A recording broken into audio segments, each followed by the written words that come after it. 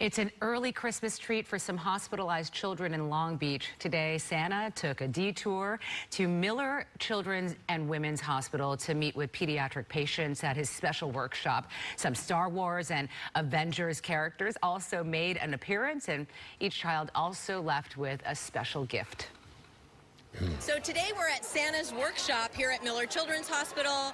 A wonderful day for the pediatric patients and their families, bringing a little bit of that holiday cheer here into the hospital when the children aren't able to enjoy these types of events out in the community.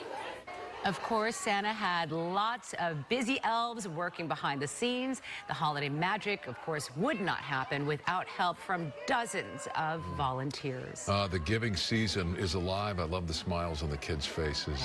Yep. That is everything. That is everything. It absolutely is. Yep. I love it. Yep. You know, for these sorts of events, it didn't feel so much like the holidays, but it was nice that there was sunshine now, you know what I mean? Because,